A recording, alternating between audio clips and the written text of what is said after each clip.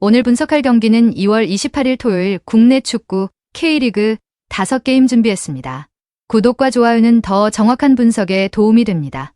바로 시작합니다. 첫 번째 경기 인천유나 대 FC 서울입니다. 인천은 2024 시즌 강등의 아픔을 딛고 2025 시즌 다이렉트 승격에 성공하며 1부 리그로 돌아왔습니다. 무고사가 여전히 박스 안 마무리와 제공권에서 압도적인 존재감을 뽐내며 제르소의 측면 돌파와 이케르의 중원 연결이 공격의 핵심입니다. 특히 과거 물병 사건의 상대였던 서울과의 제외로 인해 선수단과 팬들의 감정적 동기부여가 최고조에 달해 있습니다. 이로 인해 경기 초반부터 라인을 높게 끌어올려 강한 전진 압박을 시도할 것으로 보이나 공수간격이 벌어지며 발생할 수 있는 뒷공간 노출 리스크를 어떻게 관리하느냐가 관건입니다. FC 서울은 클리말라의 배후 침투 능력과 문선민의 폭발적인 스피드를 극대화하는 역습 위주의 운영을 선호합니다. 안데르손이 이 선에서 가교 역할을 수행하며 전방으로 날카로운 패스를 공급하고 중원의 수비형 미드필더들이 1차 저지선 구축에 집중합니다. 인천이 감정적으로 과열되어 라인을 올릴수록 서울에게는 최적의 카운터 환경이 조성됩니다. 볼을 탈취한 즉시 공을 끌지 않고 문선민이나 클리말라에게 연결하는 빠른 전개 템포가 핵심이며 상대의 뒷공간 관리 실수를 침착하게 기다려 한 방에 승부를 결정짓는 효율적인 축구가 핵심입니다. FC 서울의 승리가 이력합니다. 인천은 복수 서사와 홈 개막전이라는 특수성 때문에 공격적으로 나설 가능성이 크지만 이는 곧 문선민과 클리말라라는 리그 최정 상급 속도 자원들에게 광활한 뒷공간을 내주는 결과로 이어질 수 있습니다. 안데르손의 전진 패스 한두 번에 인천 수비 라인이 무너질 가능성이 높으며 감정 싸움에 휘말리지 않고 실리적인 역습을 택할 서울이 경기 주도권을 쥐고 최종 승자가 될 전망입니다. 두 번째 경기 울산 대 강원입니다. 울산은 김현석 감독 구임 이후 전술 재정비 단계에 머물러 있습니다. 말컹의 압도적인 제공권과 보야니치의 빌드업 능력 등 개별 자원의 이름값은 화려하지만 아직 팀 전체의 공수 간격 조율이 미흡합니다. 키키 전진 압박 시 발생하는 중원 배후 공간 노출과 전환 속도 저하가 고질적인 불안 요소로 지적됩니다. 감독의 전술 색깔이 완전히 입혀지지 않은 과도기적 상황이라 개인 기량에 의존한 돌파구는 마련할 수 있으나 90분 내내 안정적인 조직력을 유지하며 경기를 주도하기에는 시간이 더 필요해 보이는 모습입니다.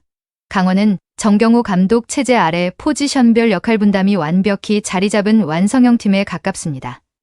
새로 합류한 고영준이 중원과 이선의 연결고리 역할을 훌륭히 수행하며 전력이 한 단계 업그레이드 되었습니다.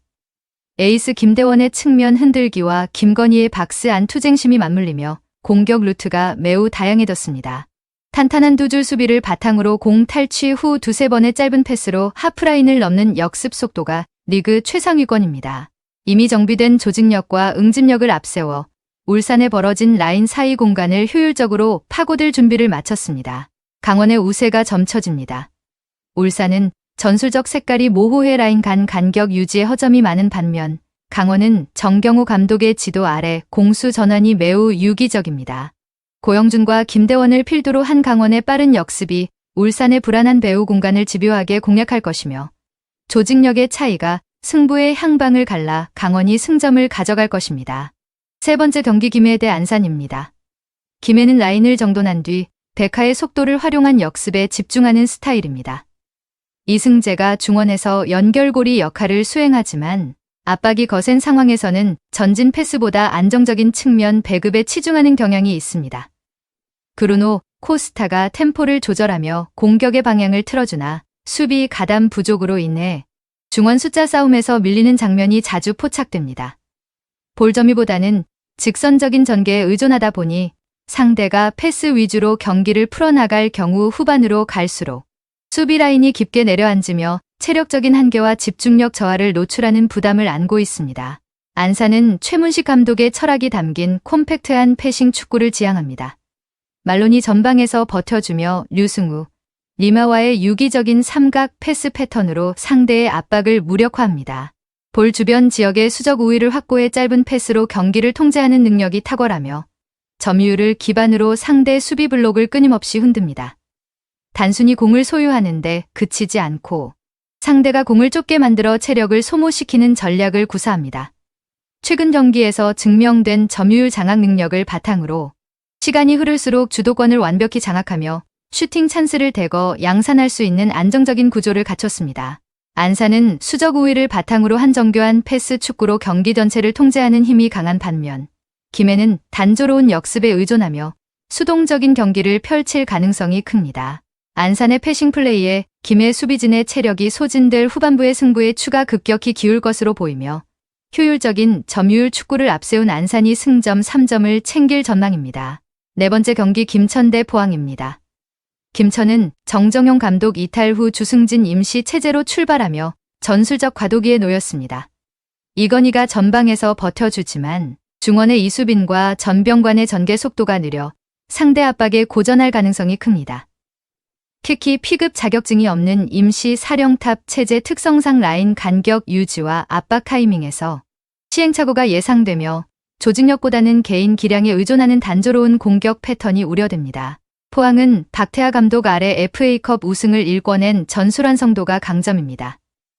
이효재의 제공권과 주닝요의 측면 침투, 기성용의 정교한 롱패스로 이어지는 빌드업 체계가 자리 잡았습니다. 특히 기성용은 중원 조율뿐만 아니라 묵직한 중거리 슈팅이라는 강력한 플랜 B까지 보유하고 있습니다. 안정적인 수비 전환과 이미 정형화된 하프 스페이스 공략 패턴을 통해 경기 초반부터 주도권을 확실히 줄 준비를 마쳤습니다. 사령탑 공백으로 조직 정비가 시급한 김천이 포항의 정교한 공격 패턴을 90분 내내 견디기는 어렵습니다. 기성용의 발끝에서 시작되는 방향 전환과 주닝요의 침투가 김천의 헐거운 수비 라인을 무너뜨릴 것이며 전술 숙련도 차이가 경기 결과로 직결되며 포항이 무난하게 승점 3점을 챙길 전망입니다. 다섯 번째 경기 수원 대 서울이랜드입니다. 수원은 이정효 감독 체제에서 공격적인 축구를 시도 중이나 전술적 완성도는 아직 과도기입니다. 일류첸코의 제공권과 헤이스의 개인 기량은 위협적이지만 라인을 높게 올리는 과정에서 중원과 수비 사이 간격이 벌어지는 약점이 뚜렷합니다. 특히 좌우 풀백의 전진 시 배후 공간 노출이 잦아 역습에 취약하며 점유율 대비 박스 안 세밀한 마무리가 부족한 단계입니다. 서울이랜드는 김도균 감독 체제가 장기 집권하며 공수 전환과 압박 타이밍이 매우 정교하게 잡혀 있습니다. 아이데일이 전방에서 중심을 잡고 변경준과 에울레르가 상대 뒷공간을 파고드는 속도감 있는 공격이 핵심입니다. 승격을 향한 동기부여가 어느 때보다 강력하며 중원에서 탈압박 후 전방으로 찌르는 패스 전개가 날카로워 수원의 불안한 수비 라인을 공략하기 최적화된 상태입니다. 수원의 이정효 감독이 추구하는 높은 수비 라인은 이랜드의 빠른 측면 자원들에게는 최상의 먹잇감입니다. 조직력이 완성되지 않은 수원의 간격 조절 실수를 변경준과 아이데일이 놓치지 않을 것이며 승격에 대한 간절함과 전술 숙련도에서 앞선 서울이랜드가 실리적인 역습으로 수원 원정에서 승점 3점을 챙길 전망입니다. 오늘 경기의 종합정리는 이랜드, 포항, 안산, 강원, FC 서울승을 추천드립니다. 그 외 다른 조합픽은 텔레그램과 가족방에서 공유 중입니다. 오늘도 영상을 시청해주셔서 감사드립니다. 행운, 행복 가능한 하루 되시길 기원합니다.